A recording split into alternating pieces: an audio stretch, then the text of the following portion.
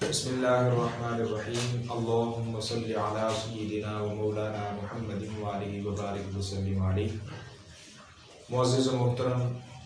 سامعین و ناظرین و سامعات و ناظرات، اللہ تبارک و تعالیٰ کے فضل و کرم اور حضور نبی رحمت صلی اللہ علیہ وآلہ وسلم کے نعرہ پاک کے تصدق سے ماہ رمضان المبارک کی آمد کے اس سلسلہ کے اندر دارالعرفان کی طرف سے ایک پروگرام استقبال ماہ رمضان مبارک کے حوالے سے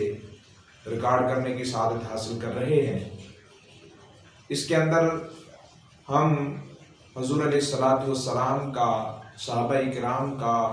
وہ طریقہ جو استقبال ماہ رمضان مبارک کے حوالے سے ہوتا تھا وہ ہم دیکھنے کی کوشش کریں گے۔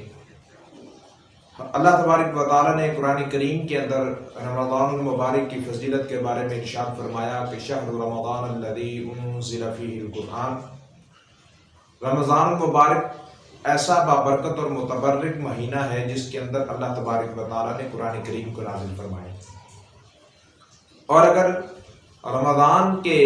لفظی معنی یا اس کے لفظ کی طرف ہم غور کریں تو یہ عربی زبان کا لفظ ہے اور یہ اس کا مادہ رمضہ ہے، جس کا مطلب ہے سخت گرمی اور تپش۔ چونکہ رمضان المبارک کے اندر روزہ دار سختی اور مشقت والی عبادت کرتا ہے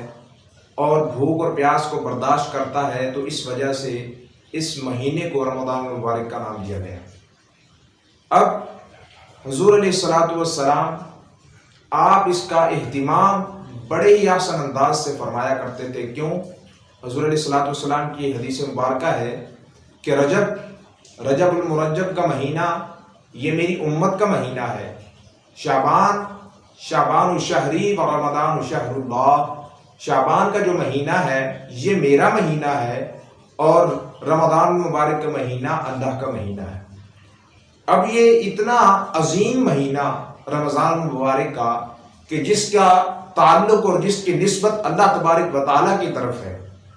وہ کتنا ہی عظیم مہمان ہوگا، وہ کتنا ہی عظیم اللہ تبارک و تعالیٰ کی طرف سے امت محمدیہ پر انعام اور خاص فضل و کرم ہوگا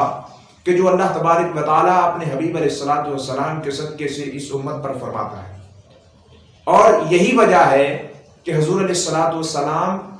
یہ رمضان مبارک سے 2 ماہ قبل رجب کا مہینہ جب شروع ہوتا تو آپ کی ایک دعا ہے جس کو حضرت انس رضی اللہ تعالیٰ عنہ آپ روایت فرماتے ہیں کہ جب رجب المرجب کا چاند طلوع ہوتا تو حضور علیہ الصلوۃ والسلام یوں دعا فرمایا کرتے تھے، اللہم بارک لنا فی رجب و شعبان وبلغنا رمضان، اے اللہ ہمیں شعبان اور رجب کے مہینے کے اندر برکتیں عطا فرما اور ہمیں خیر و عافیت سے رمضان کے مہینے تک پہنچا۔ اب حضور علیہ الصلوۃ والسلام کا یہ عمل اور آپ کی یہ دعا یہ بتاتی ہے کہ حضور علیہ الصلوۃ والسلام اس مہینے کا استقبال فرمایا کرتے تھے۔ اور دوسری جو حدیث مبارکہ ہے اس کے اندر اماں عائشہ وہ فرماتی ہیں کہ حضور علیہ الصلوۃ والسلام شعبان کے مہینے میں کثرت سے روزہ رکھا کرتے تھے اور اتنے روزے رمضان المبارک اور شعبان کے علاوہ کسی مہینے میں نہیں رکھتے تھے، یہاں تک کہ کبھی حضور علیہ الصلوۃ والسلام پورے مہینے شعبان المرجب کے روزے رکھتے اور ساتھ رمضان المبارک کے روزوں کو بھی ملاتے تھے۔ کیوں؟ اس وجہ سے کہ رمضان المبارک کا استقبال اور اہتمام آپ ایک مہینہ قبل فرما دیتے تھے۔ کیوں؟ اس وجہ سے کہ رمضان مبارک کے اندر جو کام کرنے ہیں، جو عبادات کرنی ہیں، جو اہتمامات ہوتے ہیں وہ 1 ماہ قبل شروع ہو جائیں اور رمضان مبارک کے اندر بندے کی اچھی خاصی پچھلے مہینے کے اندر پریکٹس ہو چکی ہو، اس کو رمضان مبارک کے اندر سختی برداشت کرنے کا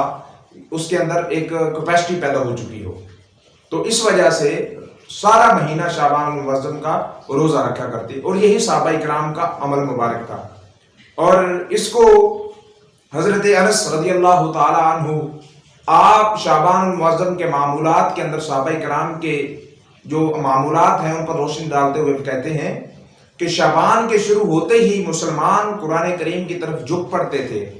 اپنے اموال کی زکوٰۃ دیا کرتے تھے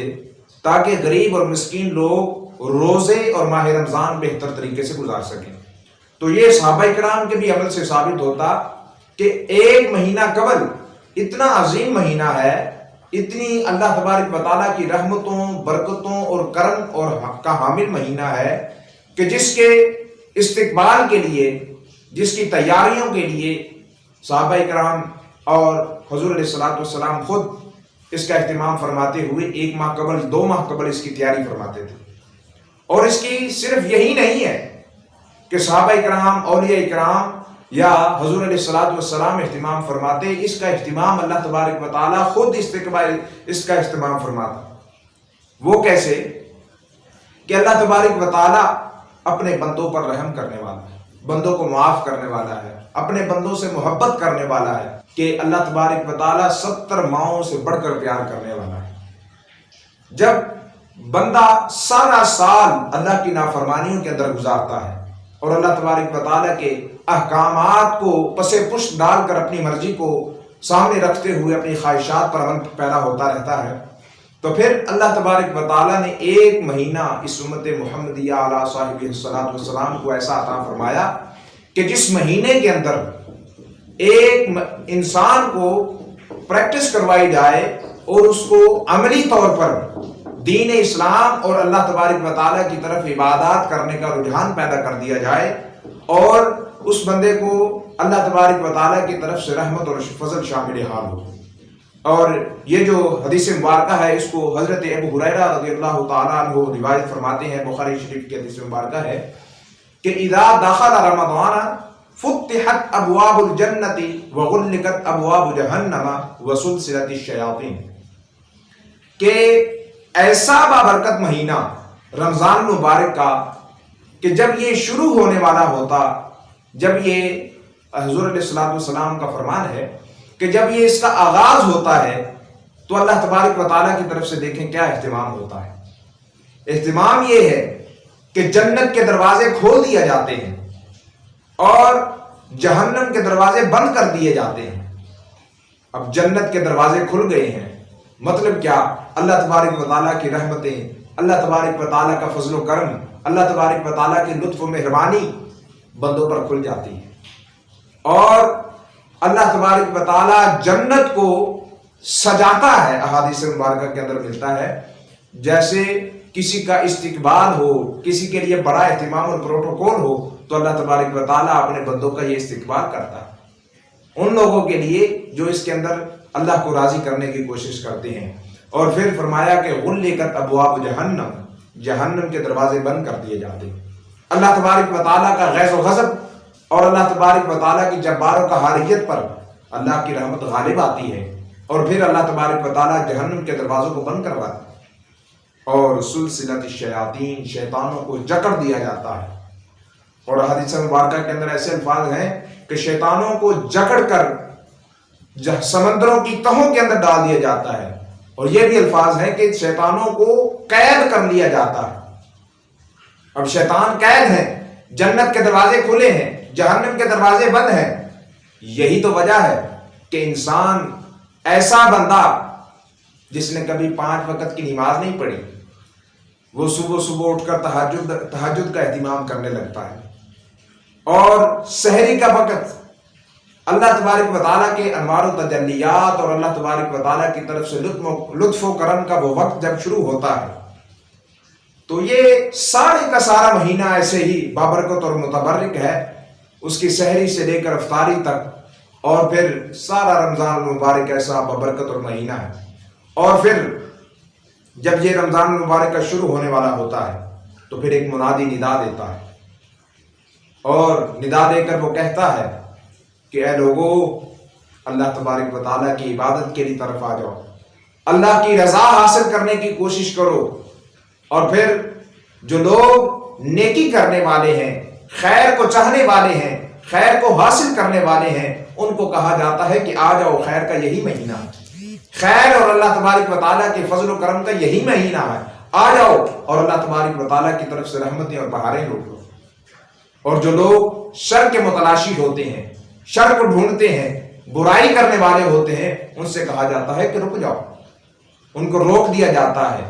اور پھر اللہ تبارک و تعالیٰ کی رحمتیں برستی رہتی ہیں، اور ہر رات 60,000 ایسے لوگ جن پر جہنم واجب ہو چکی ہوتی ہے، اللہ تبارک و تعالیٰ اس مہینے کی برکت سے 60,000 لوگوں کو بلا حساب جو ہے وہ اس کی بخشش فرما دیتا ہے۔